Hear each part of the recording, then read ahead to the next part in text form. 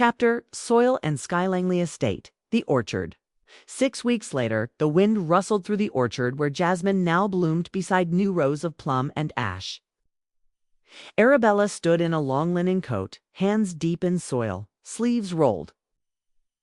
Beside her, Dasha balanced a crate of seedlings, her face smudged with dirt and determination. "You really think all this will work?"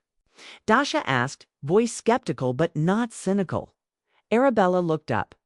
Everything that ever mattered started with a maybe. From the ridge above, Ashton watched them both. He held a notepad filled with budget projections and grant applications. But at that moment, he wasn't a strategist. He was just a man in awe. Behind him, Carver approached quietly, his limp more pronounced in the early frost. "Security check complete. Zurich facilities been gutted. Halebrook's accounts frozen. But ... double quotes. Ashton looked over. "But there's chatter again. Deep web. Some kind of reconstruction project codenamed Mother Seed Ashtons." Grip on the folder tightened. "Arabella needs to hear this," Carver said. "I know. Seen Langley Estate Library that evening? The fire burned low." Arabella stared at the words Mother Seed scrawled in River's encrypted handwriting. Decoded on the page, Ashton slid to her across the table. "They're trying to rebuild Bellatrix," Shay said flatly. "Not Bellatrix," Ashton said. "Something worse, cross-disciplinary, cybernetics, neural control. They're targeting orphans in war zones." Arabella closed her eyes. The fire cracked once. She whispered, "How many times do I have to kill this thing before it stays dead?" Ashton reached across. "We don't kill it, we outlive it, outshine it, outorganize it." She looked at him. "Then we don't fight alone this time." Chapter: The Many Rome Underground Survivor Symposium. 2 months later, the room smelled of wax and old paper. Survivors, whistleblowers, rogue scientists, ex-bodyguards, midwives, journalists, the many, they called themselves, gathered. Arabella took the floor. No more isolated battles. No more lone wolves. "This time we build a net so tight no girl falls through again." The days of silence are over. River arrived late. Sat in the back. Watched as Arabella didn't speak with fury, but with clarity, with direction, with something larger than herself. Later, as they packed up, he approached. "You've changed." Arabella smiled. "No, I've returned to who I was before they trained it out of me." River offered his hand. "Then let me join you, not to fight, but to rebuild." Montage: a new network. Langley HQ becomes a public interest legal fortress. Ashton trains former Black Ops analysts to trace underground biotech contracts. Dasha leads outreach across Europe, building safe houses and tech literacy programs for rescued girls. River launches the Mirror Fund, giving digital tools to survivors to reclaim and monetize their own narratives. Carver forms a stealth task force to trace Mother Seed's financial arteries across the globe, and Arabella walks across borders, like a storm with roots carrying nothing but memory, purpose, and a velvet pouch still tucked in her coat. Chapter: The Return of the Architect. Tokyo. A biotech summit. Anonymous sponsors. Tight security. But Arabella's face shows up on every encrypted screen in the lobby, and in a secured chamber above the summit. The architect watches. Older, scarred, still alive, still plotting. A child sits beside her, eyes wide, pupils scanned. "A prototype. She's coming," says the man beside her. The architect smiles. "Let her." The train hummed low as it coasted through the southern valleys, its rhythm steady against the window pane where Arabella rested her hand. Dasha slept across from her, head tilted, a book still open on her lap. Outside, the hills rolled endlessly, shadowed in twilight. Arabella watched the horizon, quiet. She hadn't told Ashton she was leaving this time. Not because she doubted him, but because the work was faster now. Louder, more urgent. With every name unearthed from the Zurich archives, every whisper from the underground networks, another child was traced. Another facility exposed. Another thread pulled from the legacy Edward had tried to bury. River called it the Quiet Revolution. Carver called it war by other means. Arabella called it breathing. Her phone buzzed once. Ashton, a message. No questions, just 3 words. Still behind you. She closed her eyes, let her forehead rest against the glass. They'd lit fires across 3 continents now. The Bellatrix daughters no longer ghosts. No longer numbers had become voices, witnesses, warriors. Some returned to school, some became hackers. Some simply vanished into their own peace, choosing gardens over battlegrounds. Arabella never asked them to stay, but they all did. She still wore the ring. Not as a signal of ownership, but of return what Ashton had once called a vow made in the ashes. She hadn't taken it off since that night in the conservatory, where jasmine bloomed beside lavender and silence had finally softened. The train slowed. Somewhere outside Vienna, Dasha stirred. "Are we close?" Arabella nodded. "Next stop, then it's quiet. Then we listen." The target wasn't a facility this time, not a lab, not a server farm. It was a school, buried under false credentials and state sponsorships. It was another fronta place where girls like her were being studied, conditioned, remade. But this time the walls would not hold. They arrived just before dawn. No weapons, no team. Just 2 women in gray coats, stepping off a train into the blue hush of a town not yet awake. Arabella led, her boots crunching frost. She remembered what it had felt like once. To be watched, every step catalogued, every emotion tested for control. Now it was her turn to watch, to name, to break the silence. The school loomed behind iron gates. Old stone, ivy-covered, deceptively innocent. Dasha's breath caught. "Same symbol as Zurich," she murmured. Arabella's voice was steady. "Then we're in the right place." They walked through the main gate. The world around them seemed to hold its breath. At the front desk, the woman looked up, mouth parting in recognition and fear. Arabella placed a folder on the counter, thick, stamped, sealed, inside court orders. Archival footage, a dozen testimonies, and 1 photo. The woman paled. "You can't be here." "I am," Arabella said. "And by the time we leave, neither will you." Authorities came within the hour. Not all of them clean, but the evidence spoke louder than any bribe. Arabella didn't raise her voice once. She didn't need to be by nightfall. The school had been evacuated. Girls, dazed and blinking in the cold, were wrapped in blankets and ushered into vans sent from the Langley Trust. Arabella stood at the edge of the courtyard, watching them. She didn't smile. She simply exhaled another fracture-sealed dot, another ghost-freed dot as they boarded the return train. Dasha finally asked, "Do you ever wonder what comes after this?" Arabella tilted her head. "After what? The fight? The missions? The war? If it ends, who are we then?" Arabella looked out the window, thought for a long time.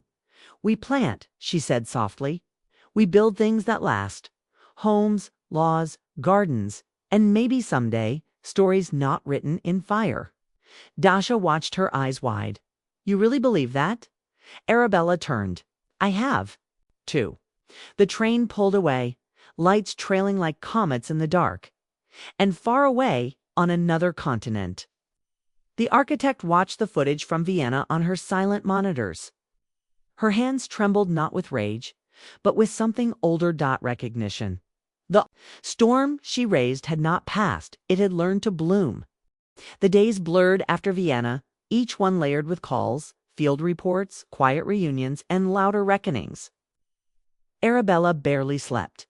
But it wasn't exhaustion that wore at hurt, was velocity. The world was turning faster now, no longer. Spinning in denial, the trust had grown larger than she imagined. The truth wasn't a whisper anymore. It had become wind in Lagos. 3 ministers resigned after documents traced money from Bellatrix, shell accounts into academic scholarships that served as fronts for medical trials. In Buenos Aires, A warehouse fire revealed hundreds of discarded tech units used in early neural conditioning. In Brussels, a summit on bioethics had to halt proceedings after a Langley memo leaked. One Arabella had unsealed herself, showing the entire committee had once signed off on procurement of unclaimed subjects. And yet, the farther they reached, the more resistance they found.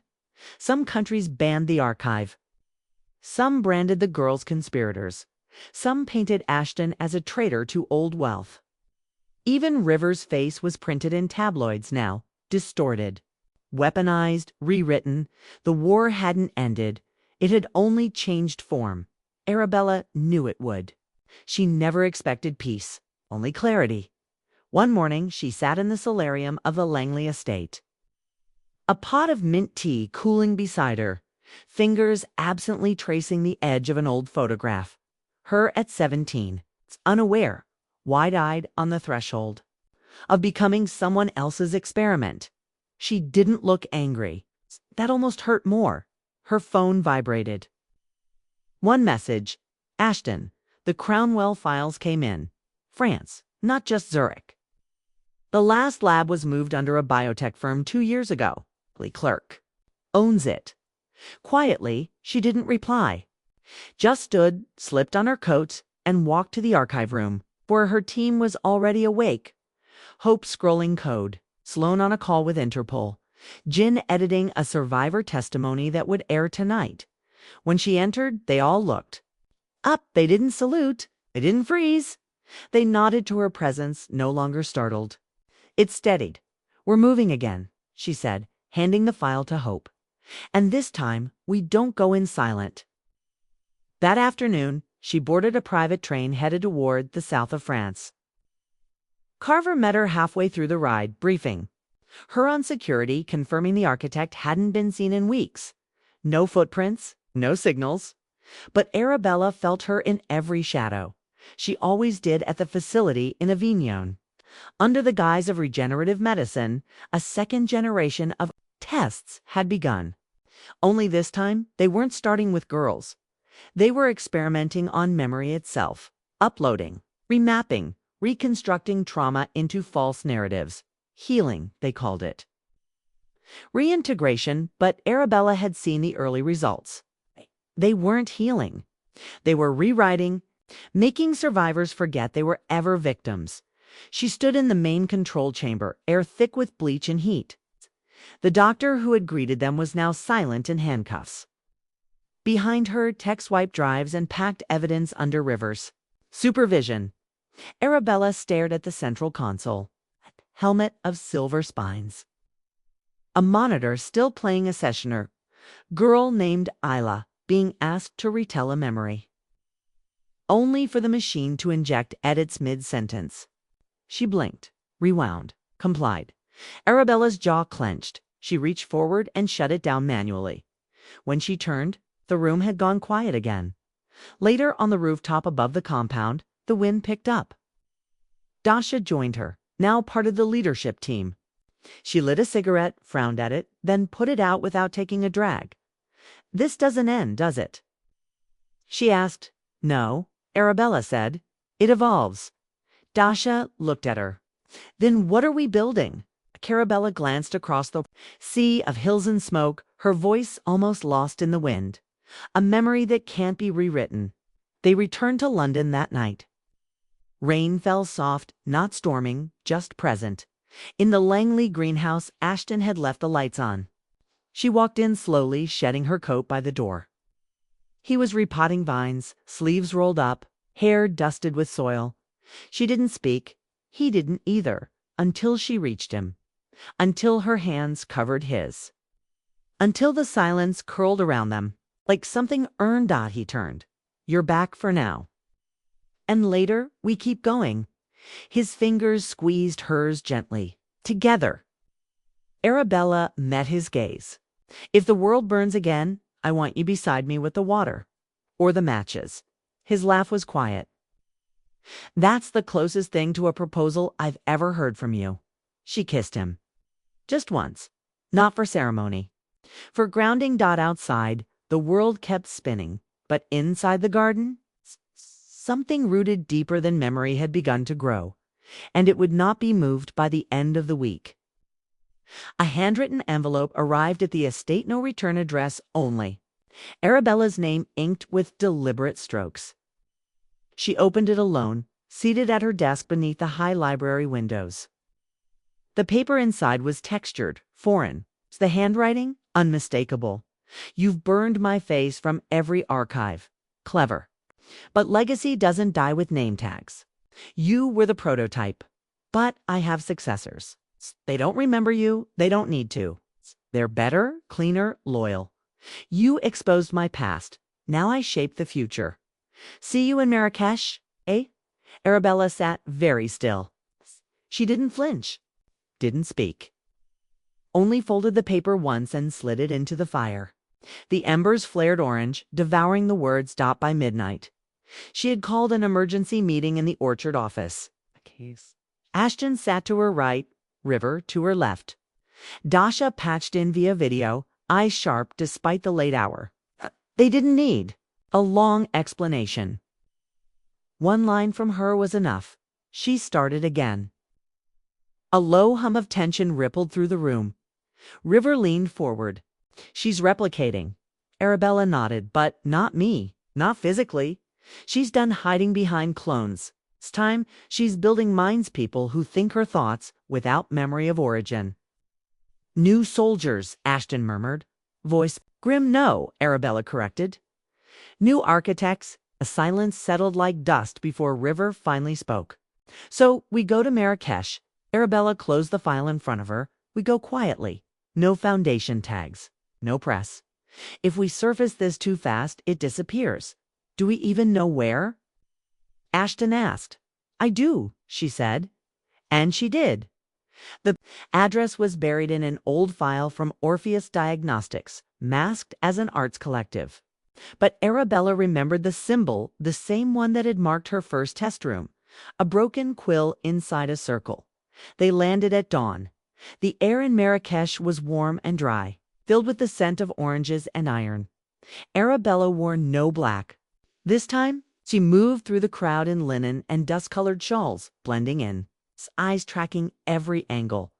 The building was low and red-stoned, covered in murals. Students gathered near the steps. But deeper inside beneath the painted corridors was something else. A lab. Underground again? Always. Arabella waited until midnight to move. Inside, it was quieter than Zurich had ever been. Sleeker. No cryo chambers. No files. Just rows of terminals. And at the center, an interface humming with biometric scans and thought mapping code. A digital hive. And above it all, a sculpture of a woman faceless, made of wires and silk threads. A symbol. A warning.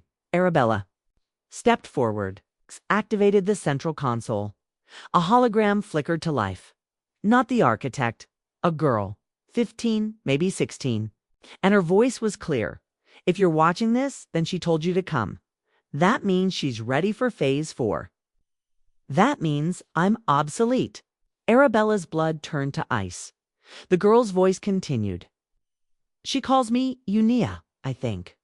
That's a name she used to like. I don't remember much. But I remember one thing. I'm not a person. I'm a relay. A code carrier. If this message ends, that means she's already moved on. The image glitched. The girl blinked, confused, before vanishing. Arabella turned to River, her breath tight. She's using them as living decoys. Intelligence carriers. She plants these girls, lets them absorb the world, then wipes them clean once the data's retrieved. River swore under his breath. Where's the architect now? Ashton asked. Arabella turned toward the central wall of the lab where a digital map pulsed with recent server transfers. One node blinked steadily. Reykjavik.Arabella stared at it for a long moment. She's baiting us. Ashton said. She's running out of time, Arabella replied. Back in London, the trust team worked non-stop. Every file was cross-checked. Survivors brought in to verify whether any of the new identities matched girls they'd once known. So far, none. Whoever the architect was building now, they weren't clones. They were. Foundations, and Arabella understood. This wasn't about control anymore. It was about inheritance. 3 days later, she arrived in Reykjavik. The cold was sharp, the sky low. The facility was housed under a geothermal research institute, civil, sanitized, but behind reinforced glass. The newest project sat waiting, a child no older than 12, strapped to a neural halo. Dreaming, Arabella watched through. The glass. No electrodes. No wires. Just waves of memory being simulated, fed, rewritten, blank page, full script, and across the room. Standing at the control panel in a white coat, the architect, older now, scarred, one eye replaced entirely with obsidian tech. But her smile hadn't changed. When she saw Arabella, she didn't reach for security. She raised her hand.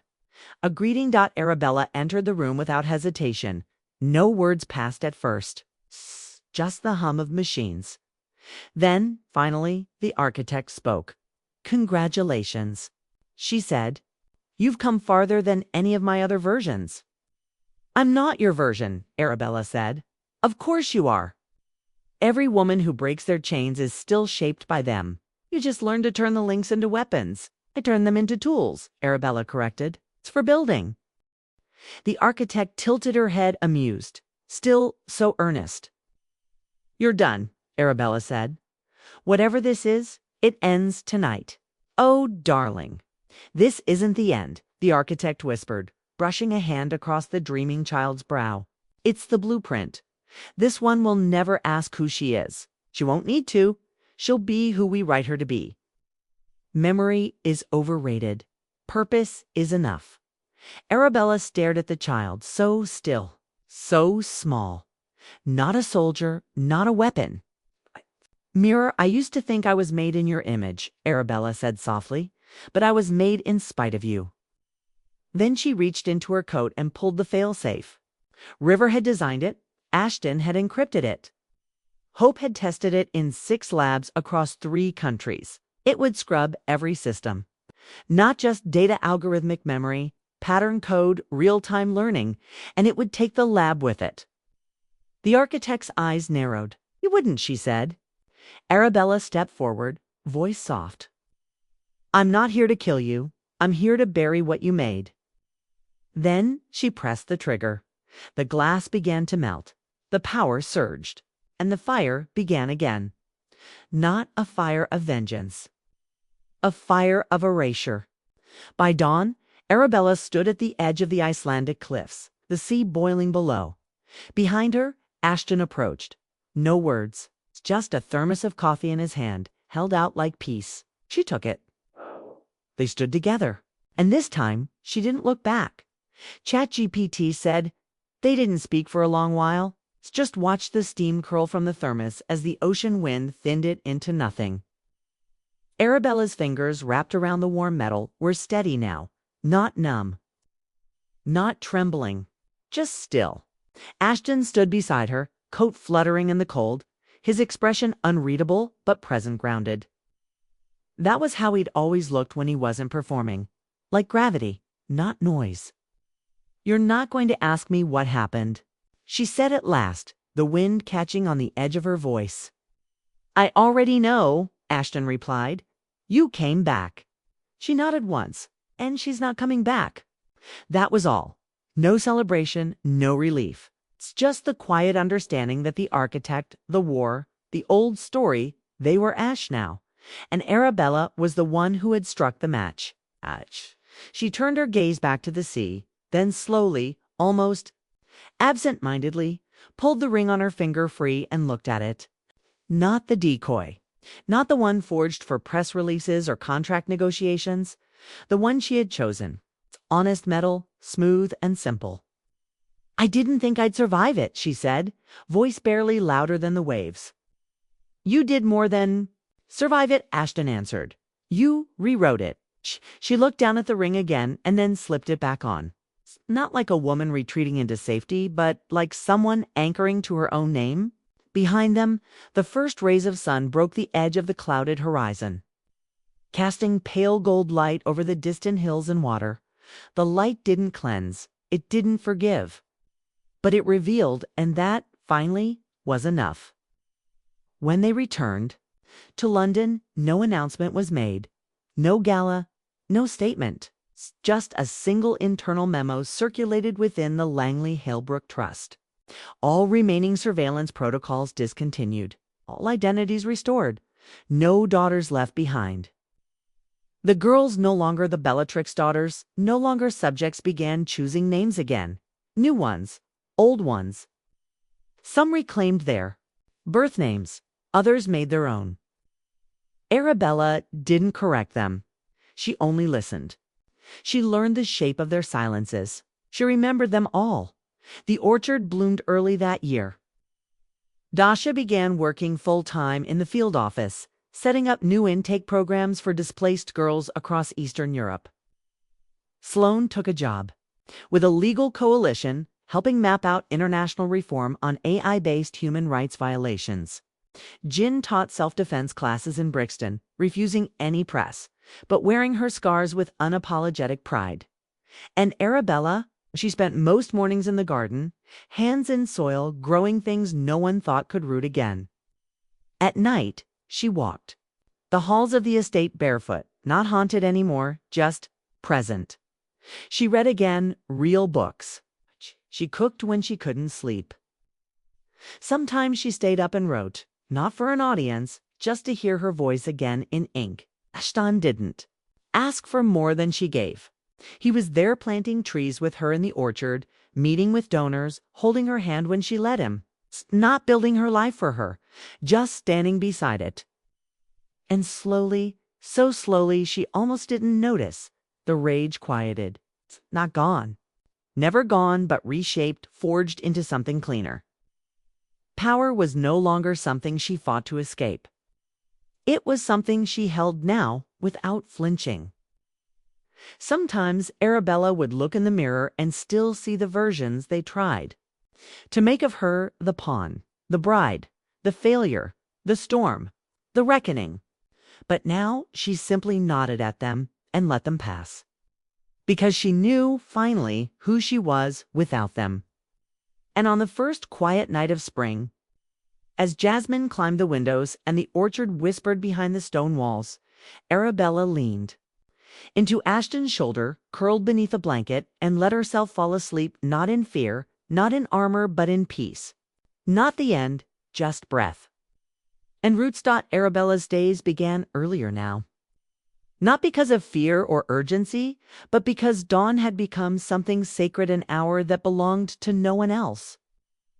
In the quiet, just before light slipped through the conservatory windows, she moved barefoot through the dew-damp garden paths, Jasmine brushing her knees, Lavender brushing her palms. The orchard, once overgrown and forgotten, now grew in deliberate rows, every sapling tagged with a name not of donors or shareholders, but of survivors who had walked through fire and planted something after. The girls came and went freely. Now they laughed without apology.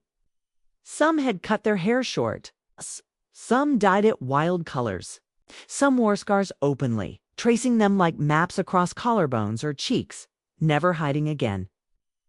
Arabella never asked them to speak about what had been taken. She asked only what they wanted to build. Dasha worked late hours, sometimes sleeping, at her desk in the East London office. As far as organizing transnational grants for shelters in cities Arabella had never stepped foot in. Jin had joined a tactical nonprofit, no press allowed. Sloane, now in glasses and boots, perpetually muddy from fieldwork, sent bi-weekly reports from training hubs in Montenegro and Georgia. The Langley estate had been reshaped, not polished, not sterilized, just repurposed. The West Wing had become the sanctuary Huban, open-floor collaboration of lawyers, archivists, medics, trauma-informed designers. River helped from a distance, funneling quiet protection through shell companies and ex-Black Ops contacts. Carver manned the gate and trained the new guards, like he was building a fortress made of vigilance and second chances. Arabella rarely sat still. Her energy had changed, not the frantic momentum of someone running from ghosts, but the grounded tempo of someone who now chose where her fire went. She was quieter now in rooms of power, but somehow more dangerous for it. She didn't raise her voice, she asked pointed questions. She didn't threaten. She made promises, and Ashton he learned to move with her, not ahead or behind. He worked on global policy initiatives by day, but by night he learned to cook lentils with cumin, to mend soil with coffee grounds, to sit in the dark beside her, and not fill the silence. They didn't wear the rings every day, but they never put them away either. One night, months after the last burn, Arabella stood by the greenhouse as rain poured in silver sheets. She tilted her head, listening not to the past or the echo of surveillance, but to the hum of water on leaves. She didn't flinch when thunder cracked. She welcomed it. Ashton joined her without speaking.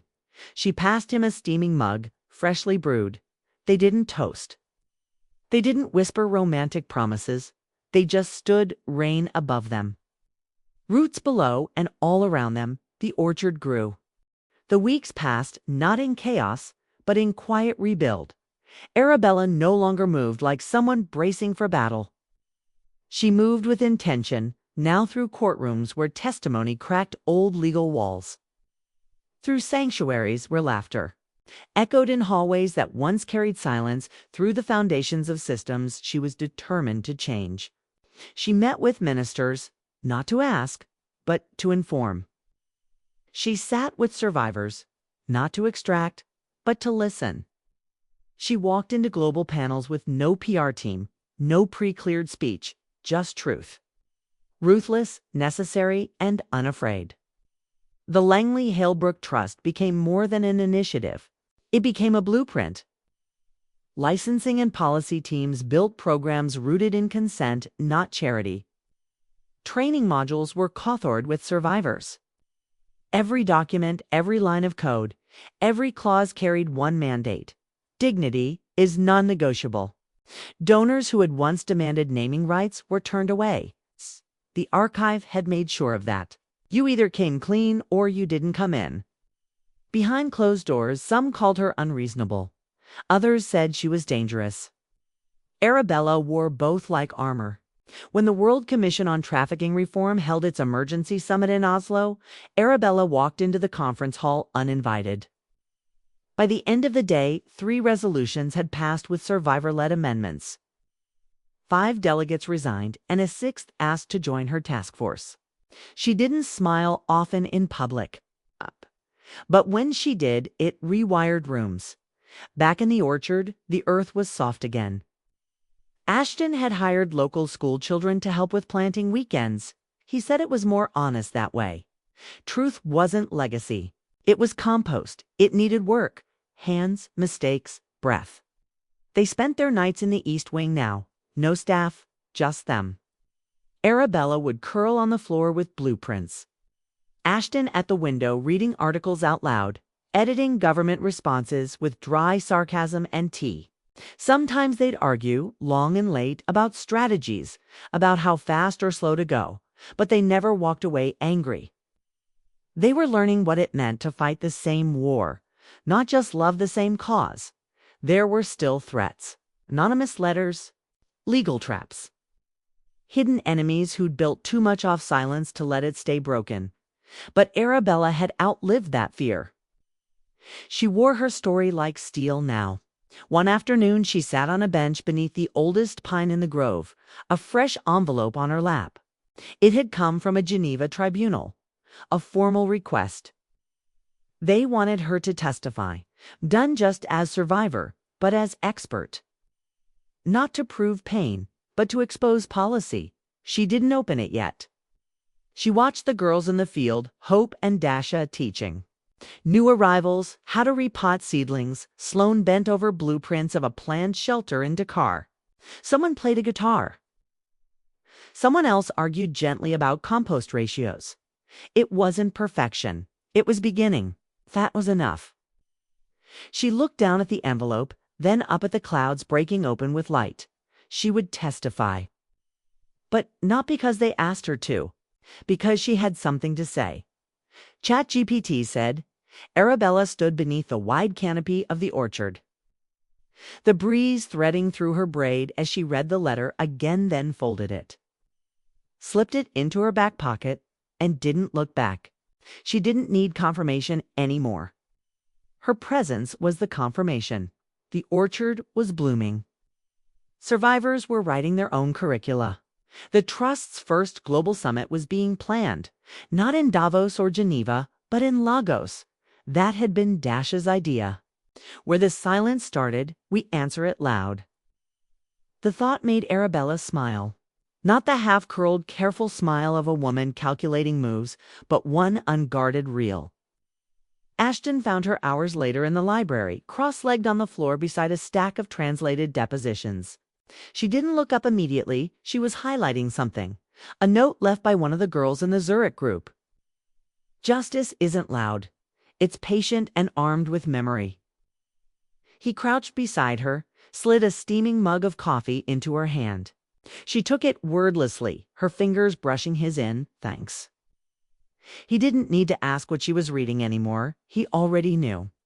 These were no longer ghost stories. They were testimonies of power reclaimed. River's flight lands tomorrow, Ashton said. Not a question. She nodded. They're assigning him to the task force advisory panel, she added, her voice even. He'll be based in Marseille, but the field team's coming through London next month. A beat. Then softly, you okay with that? Arabella met his gaze. No hesitation. I am. And she was. What she'd had with River wasn't something to erase or rewrite. It had been a chapter. One written in fire and guilt and raw survival. But the epilogue was peace. He had found his way to accountability. She had found hers to release. Outside, the wind shifted, rain coming again, soft and steady. That night, they worked late, not just on policy, but on soil maps, outreach plans, and asylum applications from 6 countries. At midnight, Arabella rested her head on Ashton's shoulder, eyes closed but not asleep. He traced circles over the back of her hand, a silent rhythm between them. I've been thinking, she murmured.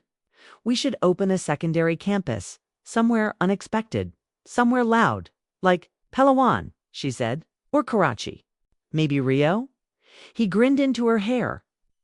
You're thinking globally now. I was built in pieces, she replied. It's only fair I leave pieces of healing everywhere they tried to erase us. Ashton's hand stilled over hers. He kissed her temple. Outside the estate, the world was still messy, governments resisting reform. Courts slow to prosecute syndicates, new threats rising where old ones had crumbled. But inside the orchard, on land once used to broker silence, there was music now. Growth. Choice. It wasn't over, but it was theirs now.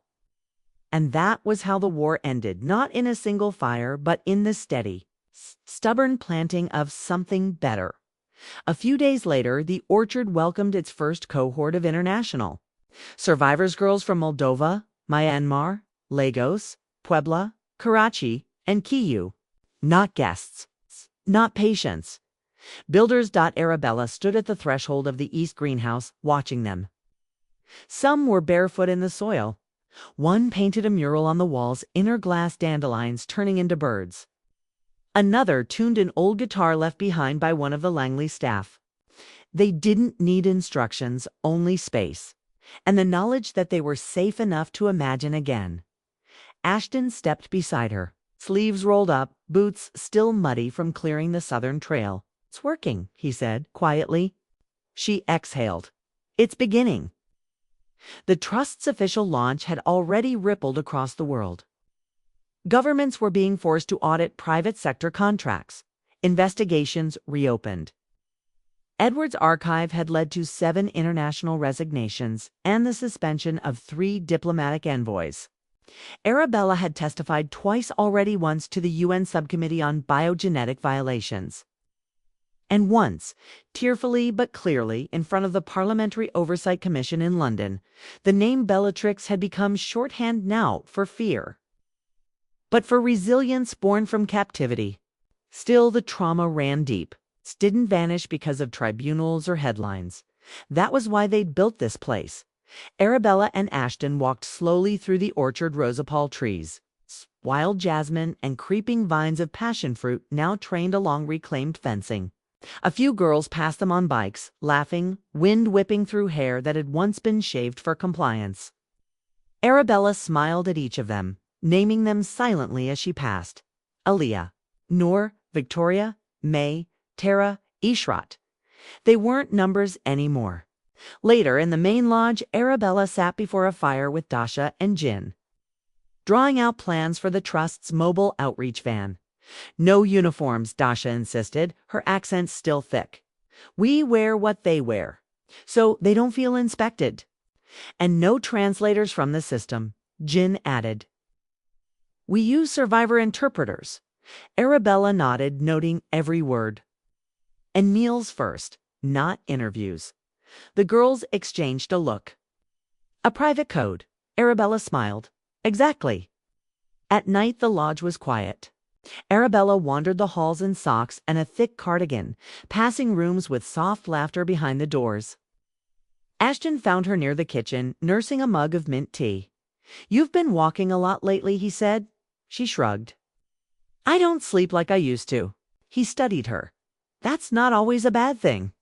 She smiled faintly. No, it's not. They walked to the West Wing together.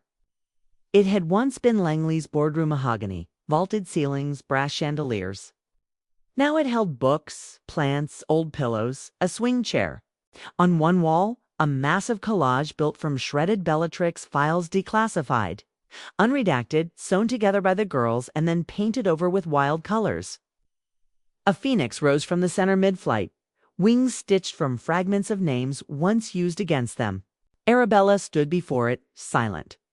This isn't a monument, she murmured. Ashton tilted his head. It's a warning, she said, to every architect who thinks control will last longer than memory. Ashton took her hand, pulled her gently to the window. Outside, dawn was breaking across the orchard, and for the first time in her life, Arabella didn't brace for what was coming next. She welcomed it,